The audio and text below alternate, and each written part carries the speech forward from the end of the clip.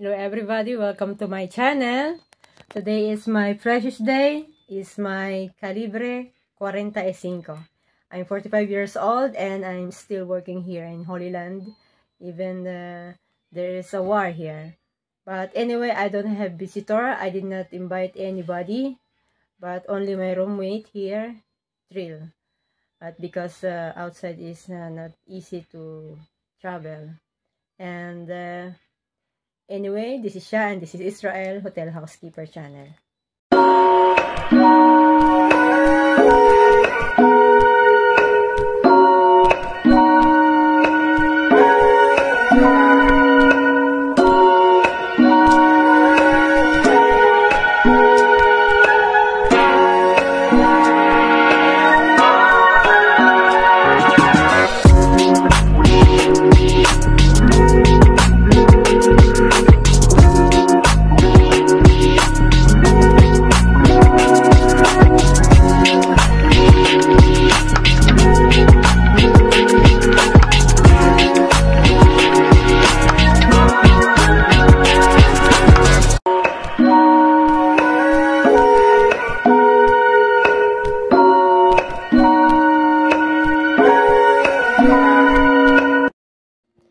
Shoutout po pala doon, siya nagbigay sa akin ng damit.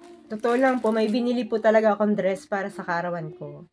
At gusto ko rin namang maging memory ito sa kanya na binigyan niya ako ng dress. Hindi ko nababanggitin yung pangalan niya. Pagpalain ka ng Diyos. Sabi. Sinuot ko, maganda siya. Red. Itong red na dress na to binigay niya sa akin. Nung kasagsagan ng digmaan. Nagliligpit siguro siya ng damit at ibinigay niya na sa akin ito.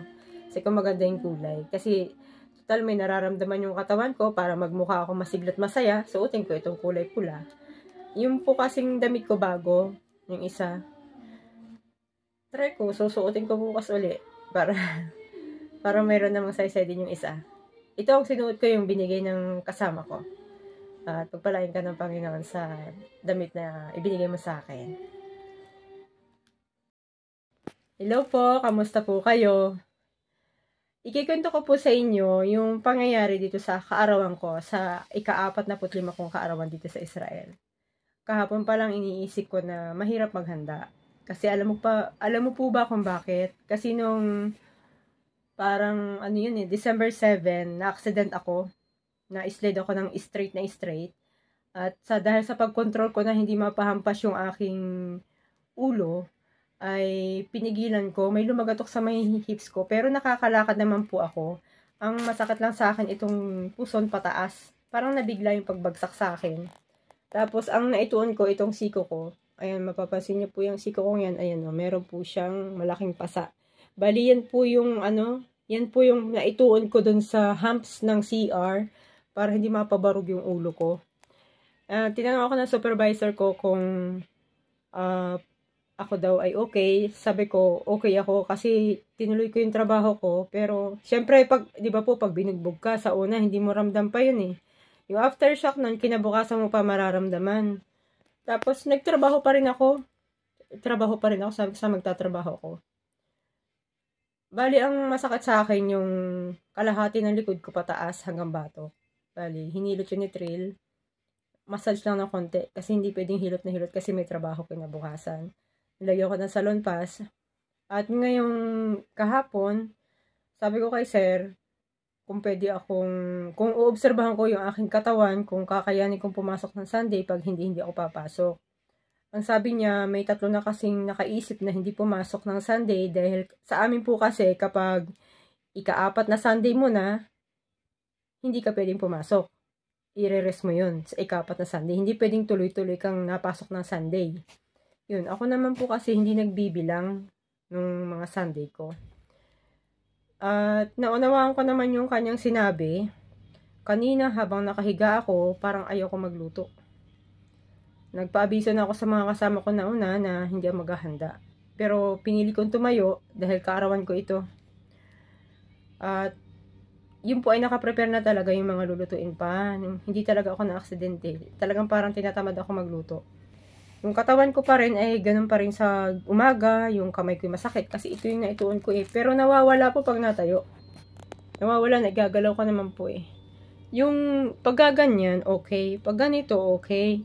Ngayon, ito kasing likod ko, yung ulo ko, iniikot ko yan, paikot na, may masakit sa tigkabila. Siguro nabugbog lang. Hindi naman nabali yung ulo ko. Hindi naman nabali yung leg ko eh. Parang ano lang, parang nabugbog. Ayan o, masakit siya pag ginaganon. Tapos, yung puson ko pataas, parang alam niyo po ba yung kapag tinarangkaso?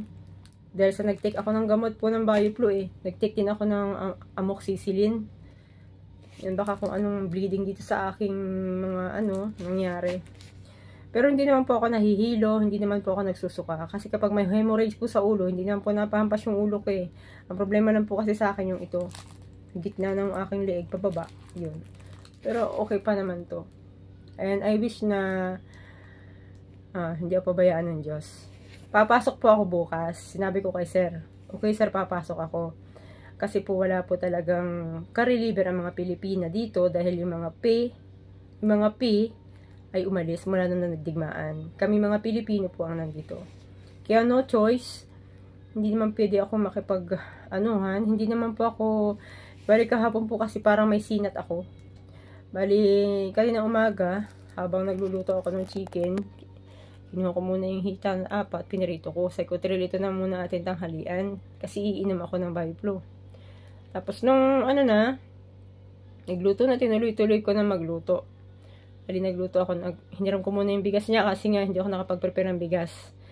1 kilong bigas niya, niluto namin para tanghalian namin, agahan.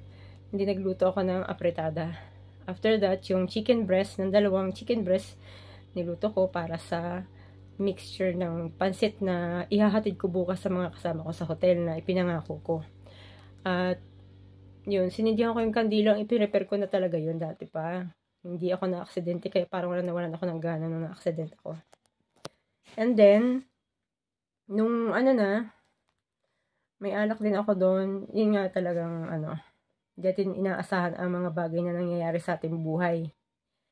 Kaya sabi ko sa kaarawan ko, kasi sa aming pamahiin namin na kailangan sa kaarawan ay maghanda. Ano't anong mangyari. Kaya pinilit kong tumayo at pinilit kong lumaban, hindi lang para sa akin, kundi para din doon sa hotel. Nabubuhay din naman sa amin. Kaya kailangan kong pumasok bukas. Kaya ko to. Kakayanin ko. Iisipin ko na lang na dapa ako. Bahala na ang Panginoon sa akin. Magkitik ako ng gamot. Amoxicillin ulit. And then,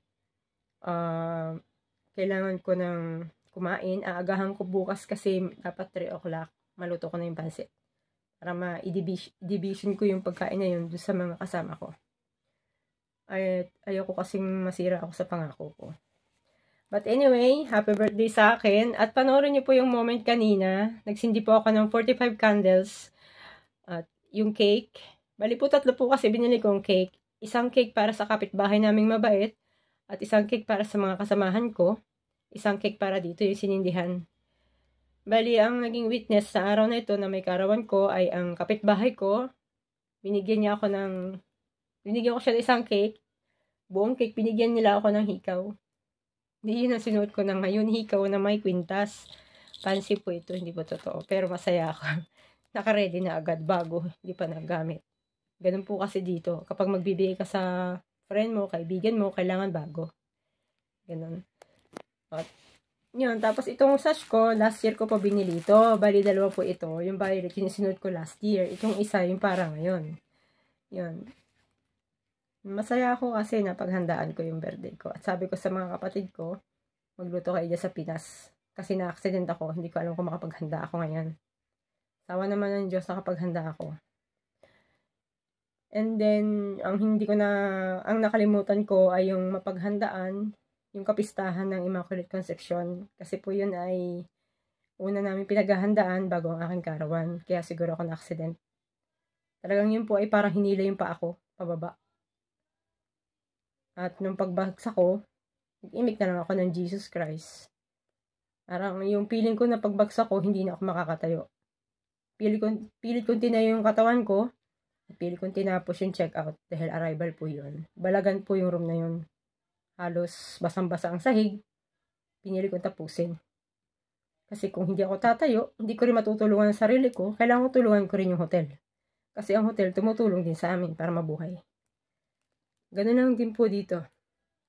And be strong lang lagi kami. Kasi yun nga po mga sundalo lumalaban para sa bansang ito. Kami pa. Na naglilinis lang kami. Sila buhay ang kataya. Okay, at ito naman ay tingin ko magiging okay. Alam niyo po ba yung parang nadapa, nabugbog? Yan. Continuous ko lang lagyan ng salon pass, yung areang ito. Nagagalaw ko naman po eh. Hindi naman ako na lost conscious. Hindi ko na aalala ang nakaraan. Hindi naman po. Yun, sa panaginip, nanaginip ako na kung ano yung task na binigay sa akin kahapon, parang yung panaginipan ko na naman yung hindi ko nalinis, pero nalinis ko na. Yun. Anyway, panoorin nyo po yung moment kanina. Yun, at thank you sa Panginoon, at thank you po sa Patal at sa hotel na pinagtatrabuhan ko. Sa mga kasama ko rin.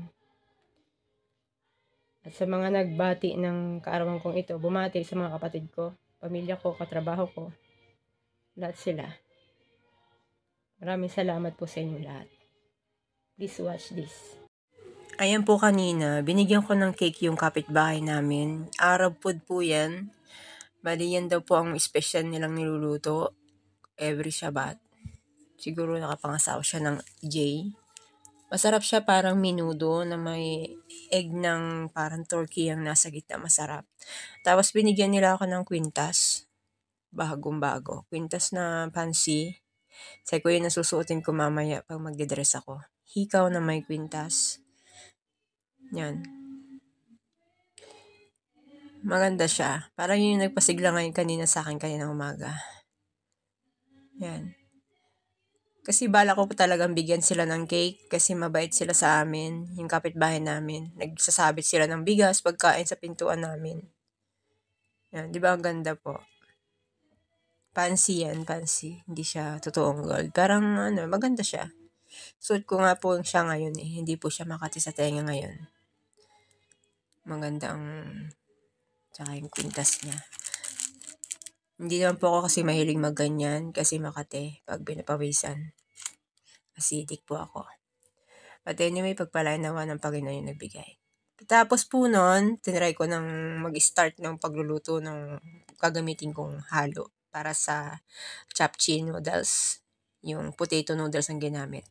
Yan po ay shiitake. Bali, ibababad ko yan sa lukewarm water within 4 hours. At yung pula, yan po ay pulang dates. Ihalo ko rin yan sa chicken, sa samgyetang. Tapos yan po yung black mushroom, black ear mushroom na galing po yan sa tayo. Bali yan, iniwan niya ng guest sa akin. Parang yung crepe, pinagawa ko kay Trail para gawin naming agahan, para makainom ako ng gamot. Tapos habang piniprepare yon, yung isang buong manok, tinanggal ko yung taba sa ilalim niya. Tapos nilagyan ko ng laurel, malagkit na bigas na binabad sa tubig. Tapos nilagyan ko ng bawang, tsaka yung red dates. Bali yun yung parang lugaw bukas ng umaga bago pumasok. Ayan. Bali, lalagyan ko yun ng butas sa pagitan ng malapit sa hita. Pag nilagyan ko na ng malagkit na bigas sa loob. Bali, yung bigas po niyan, binabad ko sa tubig para medyo malambot at madaling maluto sa loob ng tiyan ng manok. Yun, nilagyan ko siya ng slit para yung dulo ng binti ng paa ng manok ay isusuksok doon tigkabila na nakakross para hindi matapon yung laman. Mas masarap po yan kung yung samgyetang na ginagamit ng Korea na parang mga kahoy na herbal ginseng yung lalagay sa loob. Napakabango po noon. Talagang tumatago sa laman ng karne ng manok. Kumbaga sa atin tanlad yun, mas matindi.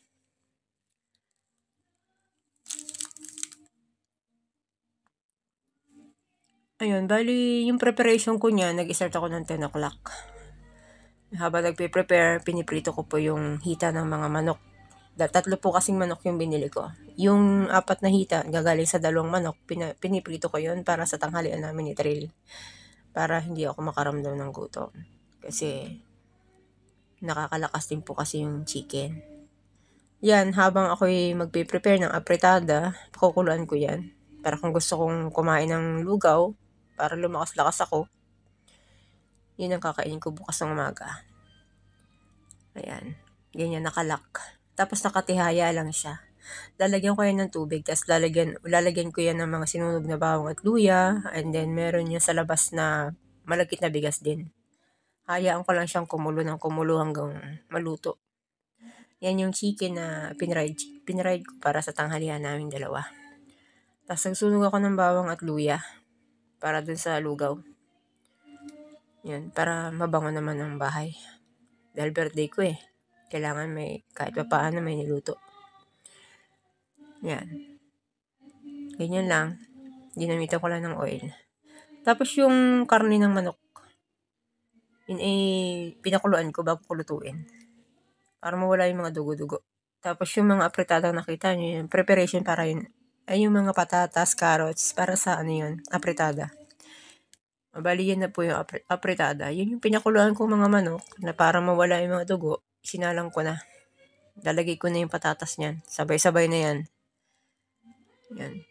Luto na naman po kasi yung manok. Patatas, so ko ilalagay niyan yung carrots, and then yung celery, para ma-absorb na yan lahat. Kapag naluto na ang patatas yan, automatic luto na yan. Yan. Bali, hindi ako nakapamili ng mga ingredients. Naalala nyo yung may nangangalakal kami sa labas. May nagtapon ng dilata. Yung dilata na yun ay may expired pa ng year 26. Potato yun eh. Tomato ketchup siya. Tomato sauce. Kinuha ko yun, sayang ito. Wala naman pong kalawang yung lata. Ganun po dito pag nanawa sila sa pagkain, kahit okay pa, tinatapon na. Ihalo ko lang yan dyan. Yung tomato paste na yun. Apretada na yan. Tapos wala akong konting pampatamis, sugar o ano man. Wala akong ingredients. Nilagyan ko lang ng asin, toyo. Asin at konting toyo yata yun. Tapos nilagyan ko ng honey. Yun na po. Tapos na yun. Tatakpan ko na po yan. At hintayin ko na yung kumulo. Yan ang nangyari na dyan. Oh. Apretada na. Mayroon pa nga dapat spicy yung kahit konti. Hindi ko na nilagyan. Yan po yung shiitake mushroom. First time ko pong gawin yan sa buong buhay ko. Kahit nag-aral ako ng culinary, first time kong gawin yung pag-ano ng shiitake. Kasi mahal po sa atin sa Pinas din ang shiitake. Dito sa Israel, isang balot, 17 shekel. Yan yung samgyetang, luto na. Nakakross yung pinti. Ang cute, diba? Tapos, natapos ko na yon, yung noodles para sa japchae, yan po ay potato noodles. Nabili ko sa Tayo din po yan, sa Asian store, dito sa Beersheba. Yan po. Ayan. Potato noodles yan. Masarap yan. Depende yan sa iyo kung anong gusto mong ilagay. Wala po kasi akong beef. Mas masarap kung may beef. Yung beef. Ayan, bali, within 30 minutes, ginawa ko po yan. IMD calibre 45. Kasi yan po talagang gusto kong maging, parang motto dun sa birthday ko. And then, ibig sabihin yan, we win together. Yung nasa flag ng Israel. And then, bali, bumili po ako ng candle. 2 shekel po ang isa niyan. Bali, pangarap kong sindihan yan, 45 candles kasi 45 na ako. Tapos yung mga candles sa gilid ko, hindi po yan apoy. Bali, di battery yan. Pinipindot sa ilalim, parang mukha na siyang candle. 3 peraso yun. 10 shekel ang bili ko. Ayan. Habang sinisindihan ko yan, masaya yung pakiramdam ko. At nagdadasal ako. Para din po, hindi lang para sa akin, kundi para din po dun sa mga naging biktima ng war dito sa Israel. At happy birthday pala sa akin. Yun. Sa pamilya po namin kasi, hindi naman po namin talaga kinasanayan ng ganito. Nagagawa ko lang yan dahil may trabaho ako at may panggastos. Yan po kami po ay sa probinsya namin, yung nilupak na saging o nilupak na kamuting kahoy, lalagyan ng margarine at sugar, at lalagyan ng kandila sa gitna. Masaya na po kami nun. Tapos, magdadasal sa gabi ang nanay ko. Kasama yung may birthday, nagro-rosary. Yan. Sa susunod, kung gagawin ko ulit yan, at kung lulubin ng Panginoon, na nandito pa ako next year ulit, dito sa Israel, ang gagamitin kong lighter ay hindi na maikli. Meron po kasing lighter na mahaba kasi mainit eh. Ayan, 3 lighter po ang ginamit ko kasi alam niyo po ba kung bakit sa dami na sinisindihang candle, hindi kakayanin ng lighter na tuloy-tuloy kasi umiinit yung lighter. Kaya ang ginawa ko yung kandila ang aking ginawang pangsindi do sa kasunod. Para napapaso na yung kamay ko do sa lighter. Yan. Tapos ang ginamit ko mga plate, spoon, fork ay mga gold. Gold siya. Para iba naman. Tapos bumili rin ako ng plastic na water goblet. At yung wine is from Tatakay Galilee. Mura lang ang bili ko nun. Bali 62 shekel dalawa.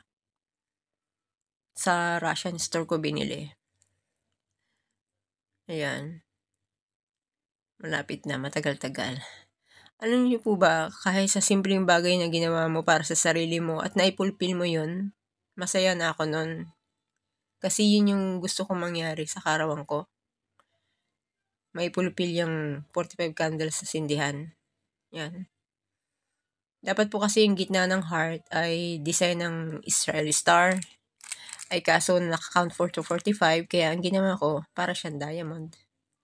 And then, yan, sinindihan ko na yung cake. Yung cake po, flavor is coconut. Ayan. Tagilid.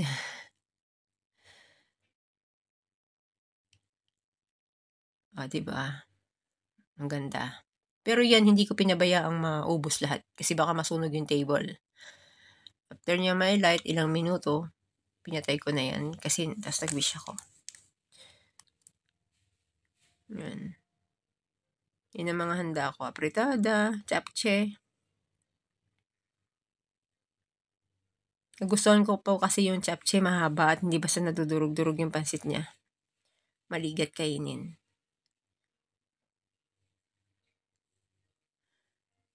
Ayan. Tapos bago mag-end up, bago ko ihihip yung candle, nag-video muna ako. Yan. Hindi na nga ako naligo kasi nga po, ang totoo niyan, naghilot ako ng gabi. Tapos nag-ano na lang ako. After cooking kasi nagluto, bawal magligo. Nag-dress lang ako tapos nag-ayos ng sarili na mukhang okay, 'di ba? And wish na maging okay na ako bukas at sa mga susunod pang araw. Nagsabay-sabay po kasi yung problema ko yung may sipon ako, inubo ako, tapos na-slide pa ako.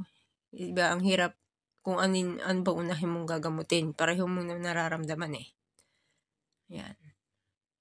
Wish ko matapos na yung digmaan dito sa Israel at magkaroon ng katarungan yung mga naging biktima.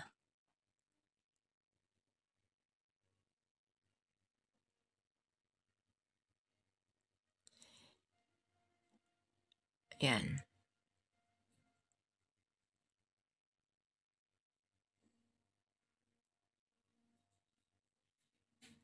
Hindi po ako dyan talaga maputi kasi maliwanag lang po yung ilaw. Okay, baka umasa yung iba pag uwi ko ng Pinas, bakit maitim ako? Yun ang ilaw lang liwanag. Kaya mukha ako maputi. That is the truth. Yan, yun yung aking wine. Galilee ang tatak.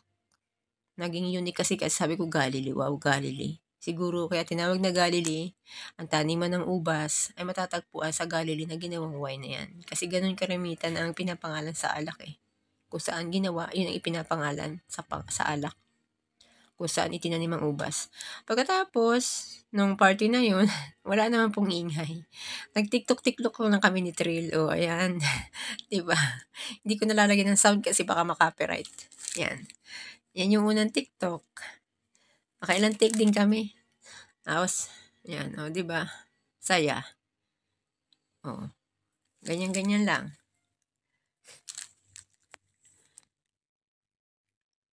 Ayan. Yung TikTok ko po ay hindi po para sa lahat ng nanonood. Para lang po yan, para pang-ali ko lang sa sarili ko. TikTok.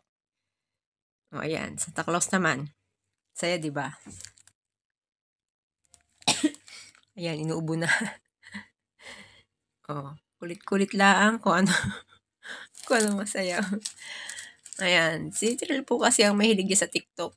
Nakikitiktok na rin ako. Pang-aliw din kasi yung TikTok kaso mahirap pag na-addict ka.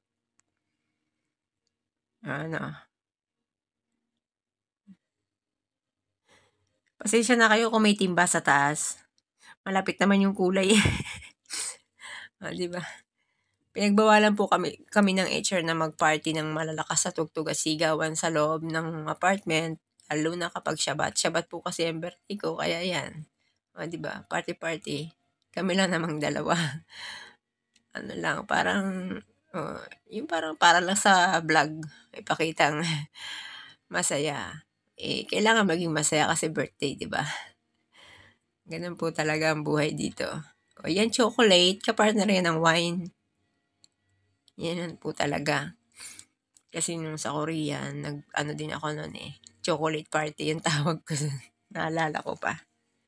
Wine and chocolate lang ang ko muna noon bago mag-birthday party. Yun.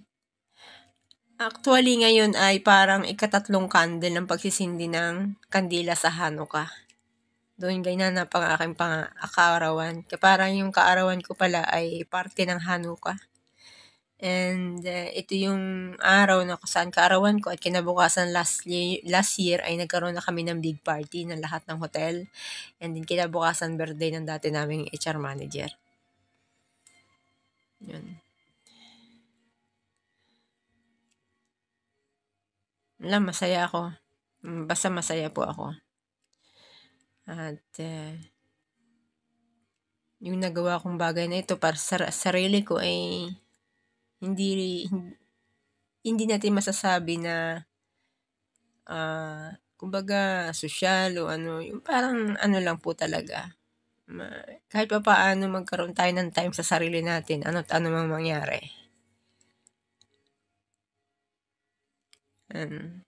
Bali hindi na kami masyadong naglinis ni trail kasi kung ano lang yung purpose, sabi ko, yan lang linisin natin table, tapos nagpictura na lang tayo dyan. Kasi kung maglilinis pa tayo, abutin tayo ng 2 araw dahil makalat po kasi kami, dahil nag-iimpake po kami ng bagahe.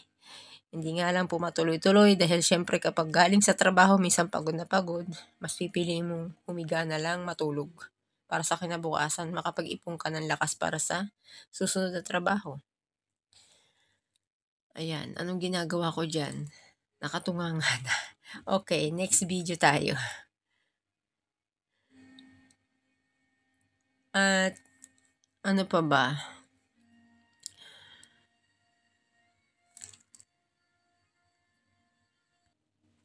Ayan, thank you po pala sa lahat ng mga bumati sa aking kaarawan, sa katrabaho ko, mga kasama ko, kapatid, pamilya, magulang, at sa lahat ng mga subscriber ko dito sa vlog na ito.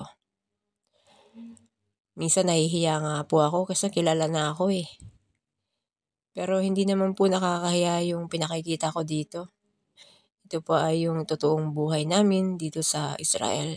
Kung ano ba talaga yung ginagawa namin dito.